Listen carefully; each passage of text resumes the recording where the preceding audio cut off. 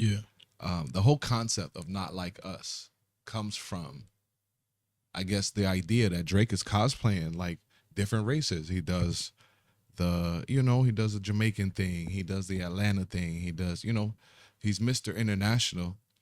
And not like us is, nigga, you're not from here. Stop doing that shit, right? And I feel like before this beef even came about, there's a lot of instances where people are like, okay, Tariq Nasheed is a good example. I don't know if you know him, the dude that did Hidden Colors. You remember that documentary? Yeah, I heard of him before. So Tariq Nasheed kind of veered away from like the unity or whatever. That, I guess, if you could ask like why he even made those documentaries to begin with, it's like, all right, cool, I need to let black people know their history. Like I remember Hidden Colors 1 or 2, I don't remember which one it was, but he's literally showing you where there are Afrocentric people all around the world, like Indonesia and China, like the first black samurai, all the shit he's teaching us, right? And now if you go on his Twitter, he is sharing like the most prejudiced shit. I don't even know what to call it exactly, but it's like, it's race bait. It's like Africans eating fufu and shit, like sauce gran, and he's like, what the fuck is that? Like, or it's, somebody. You don't think he has like a distaste for Africans? Because I've seen in multiple occasions where he has like certain group chats, whether, I don't know if it was either Clubhouse or on TikTok. Yeah, or Twitter, yeah, like so spaces, right? Yeah, so when he has those spaces, it's like he has people debating and trying to like portray Africans to be this negative kind of people who don't like anyone else that's not African. Where he would be like, "Oh nah, y'all don't like African American people. Y'all don't like black people." Right. He says that, and we're not gonna say he's a liar. Like, we've seen it growing up, like parents who tell us like those aren't your people, like, like stay away from that. Like, and I feel like it's mostly due from ignorance, right? Like they're not accustomed to a certain lifestyle. Like I feel like West Coast, like what we saw last night at that concert, like that I'm about to West educate Coast you on gang something unity. with that line though, where you say you think that it's not that it's ignorance. It's of ignorance, right? It's not. It's not of ignorance. So from the 80s to the 90s to late 90s, right? When Africans were coming here to New York, right? When they were migrating here, a lot of them were getting robbed, killed, and the other word, grape. You feel me? So these were happening on multiple occasions. Let's say certain Africans, when they did come in at that time, they would drive cabs and stuff like that, right? So a lot of them would be getting robbed. I remember when they working, getting shot. Even one of my dad's friends, I call him my uncle. He just passed away on the day of Eid. God rest his soul, man. Allah grant him Jannah. So even him, like last month when me and him and my dad was sitting down, literally at my dad's shop, we having a discussion and they were like educating me on marriage. They was talking about y'all getting married. Even him and my dad were telling me certain stories of the reason why a lot of Africans, when they came here, they would tell their kids, yo, stop hanging around certain people. Don't show all of these kind of things that you have, because of the culture of what they've experienced. You get what I'm saying? So like when they came here, they was getting robbed. Even that same uncle of mine that I just said that passed away, even he told me about him getting shot on my block. That's crazy. You get what I'm saying? So I never even knew that. I'm just sitting down talking with him and my dad. It went from them telling me to get married to now, yo, like this is what we experienced over here. No, so when I say ignorance, I mean more so like, imagine you telling your African parent you want to join a gang, or like the reasoning behind it, all right? Or even like looking at what we saw last night on stage, like having like 6 different sets on the same stage and calling it unity and having that like, reverence behind it. I'm like, damn, that's always been a foreign concept to me. And I know we have gangs here in New York, but that concept has always been foreign to me. So I really look at it, right? Drake's dad is American. Yeah. He's from Memphis. His mom, I don't know if she's Canadian or whatever, but I she's know they live Canadian out there, right? Yeah. So do you take that from him? Like his American dad and his American cousins and his entire black side of his family, right? 100%. Your lineage is passed down through who? Your father. Exactly.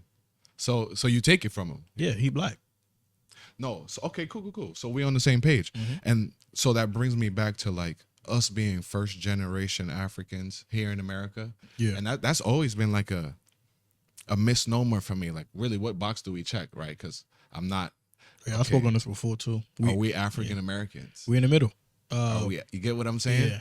And I remember, bro, there was one time where Dr. Umar Johnson, shout out to him. I am his publicist. You know, I'm not on payroll yet, but bro, the nigga used to put his phone number out on at every speech, at every function that he did. He would give his genuine cell phone number out. And I remember one day I texted this man, and this is when, you know, he's talking about the school and how he want to build it and do all this great stuff. And I'm still in the Navy with my son, 3-year-old son, and Puerto Rican wife at the time. And I'm like, hey, I really want to come to your school. And look, I made sure it was him. I knew it was Dr. Umar. I had his phone number because I texted. I'm like, hey, is this Dr. Umar? He said, yes. How can I help you? And then I gave him a whole long text message like, yo, I really love your vision and, you know, how you operate, and I want to participate in any way, shape, or form. So how can I serve you at this school? No reply. Now, I think I didn't get a response because I wasn't donating, you know. I wasn't talking about some money. The nigga was looking for fucking plumbers and painters and shit at the time. So, you know, that just goes to show, like, do we really fit the mold, right? I talked about it last week. Are we allowed to have that conversation? Because I feel like the not like us. Let me fix the focus real quick. Do you think? Yeah, you're talking. I feel like the not like us, the idea of that goes along with what Tariq Nasheed be saying, like, oh nah, yeah, you're not invited to the cookout, or you can't speak on this because you're not a foundational Black American. That's what he says. You have to be FBA. So even amongst Black people, I know it's split regionally. Like, we talk about West Coast rap versus East Coast rap and all that other shit. But I'm like, damn, bro, how far down are we gonna fucking like specify? Like, soon enough, I feel like Black people are gonna become like a 1%, like such a small subset of people, and it's gonna be so hard to qualify to be considered a Black person that the whole idea, the whole struggle will be lost on itself, you know? I mean, I don't think it's going to be a 1%. Though I think that there is a small percentage of some Black Americans who are ignorant, who basically try to make it seem as if, like, how do I say it? Like, they seclude other people and think that, okay, since we've been oppressed, they think that, okay, they other Africans haven't also been oppressed just as they were. Mm-hmm. So they think because of that disqualifies them from having certain important conversations about like growing as a community and basically evolving together. So when I see situations like that where they're just trying to like push everybody out, and then they have their own perception of how certain people are, I just don't give a damn. I don't care to make you happy. I don't care to please you. You don't give me shit. You don't pay my bills. This goes to everyone, even Africans. I don't give a fuck. So my whole point is, I'm not looking for your acceptance. You get what I'm saying? Mm-hmm. And I don't care to have it either. Because my whole life, I live the same struggles. I get pulled over by the cops just like you. I get criminalized just for being Black, just like you. You feel me? I didn't ask to be here. I was born here. You can't get mad at me for my parents wanting me to be born here. So that's why, like, if you look at like a lot of us who are first generation American, right?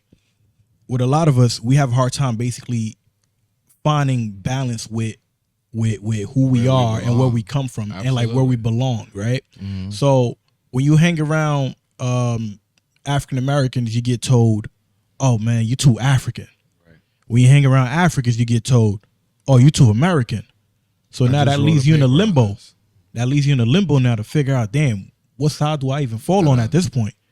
You get what I'm saying? So that's what a lot of first generation Africans have to deal with.